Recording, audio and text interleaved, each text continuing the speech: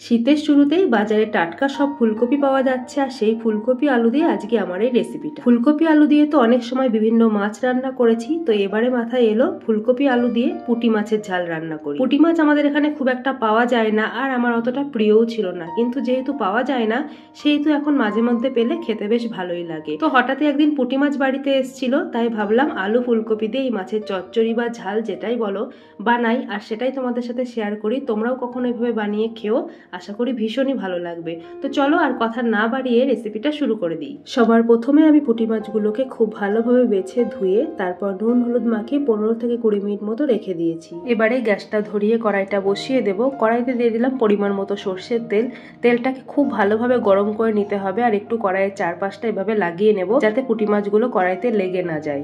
তারপর এক এক করে সব পুঁটি মাছগুলো ছেড়ে দিচ্ছি, আর এভাবে একটু হালকা করে ছড়িয়ে দিচ্ছি যাতে একটু মুচমুচে করে ভাজা হতে সুবিধা হয়। এবারে একটু সময় ধরে পুঁটি মাছটা উল্টে পাল্টে দুপাশটা খুব ভালোভাবে ভেজে নেব। পুঁটি মাছগুলো কিন্তু একটু কড়া করে ভাজতে হয়, তাহলেই খেতে বেশি ভালো লাগে। আর এই যে খুব ভালোভাবে লাল লাল ভাবে ভাজা হয়ে গেছে, এবারে আমি মাছগুলো তেল থেকে একটা পাত্রে তুলে নিচ্ছি। এই রকম মুচমুচে ভাজা মাছ খেতে কিন্তু অনেকেই ভীষণ পছন্দ করে। তোমরাও কি পছন্দ করো? তাহলে কমেন্টস করে জানিও।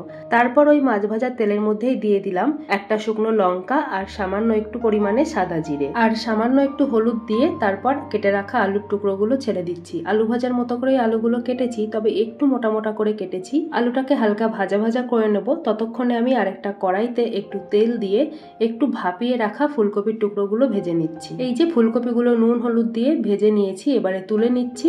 চাইলে তোমরা ওই আলু ভাজার মধ্যেও ফুলকপিগুলো দিয়ে ভেজে নিতে পারো, তবে আমি একটু আলাদাভাবেই ভেজে নিলাম। ফুলকপিগুলো একটু আলাদাভাবে ভেজে নিলে টেস্টটা অনেক বেশি ভালো হয়। ততক্ষণে আমার আলু ভাজাটা দেখো প্রায় অনেকটাই হয়ে এসছে।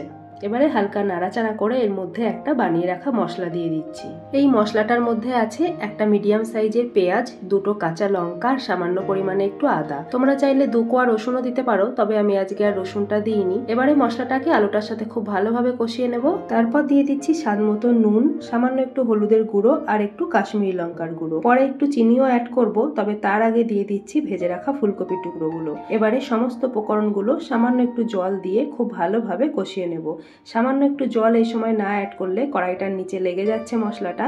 সামান্য একটু জল অ্যাড করলে কিন্তু মশলাটা খুব ভালোভাবে ফুলকপি আলুর সাথে মিশে যাবে। আর এই সাথে দিয়ে দিলাম সামান্য একটু স্বাদ মতো চিনি। এবারে গ্যাসের ফ্লেমটা লোতে রেখে খুব ভালোভাবে মশলাটার সাথে আলু ফুলকপিগুলো কষিয়ে নেব।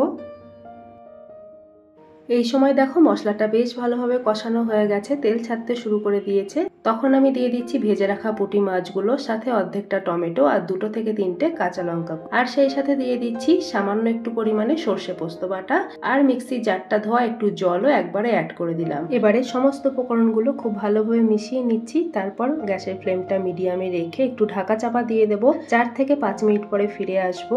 আর হ্যাঁ, অবশ্যই একটু কাঁচা সর্ষের তেল দিয়ে দেবে, তাহলে টেস্টটা অপূর্ব হবে। 4-5 মিনিট পর ফিরে এসেছি, ঢাকাটা খুলে নিলাম। দেখতেই পাচ্ছ দারুণ টেম্পটিং লাগছে দেখতে।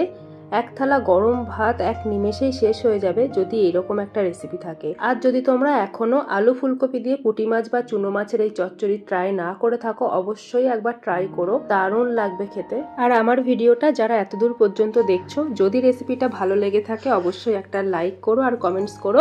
পারলে ফ্রেন্ডস আর ফ্যামিলিদের সাথে শেয়ার করো। এই শীতের শুরুতে গরম ভাতের সাথে এরকম একটা মাখা মাখা মাছের তরকারি যদি থাকে, তাহলে অনেকেরই মনটা খুশি হয়ে যাবে। আমার আজকের এই রেসিপিটা কিন্তু সম্পূর্ণ কমপ্লিট হয়ে গেছে, একদম গা মাখা মাখা করে আমি নামিয়েছি। এবারে গ্যাসের ফ্লেমটা অফ করে একটু রেস্টিং টাইমে রাখবো, তারপর গরম ভাতের সাথে সার্ভ করব। আমার পরবর্তী ভিডিওগুলো পাওয়ার জন্য চ্যানেলটা এক্ষুনি সাবস্ক্রাইব করে নাও। দেখা হচ্ছে অন্যদিন। আজকের মতো টাটা। সবাই ভালো থেকো আর সুস্থ থেকো। Thank you.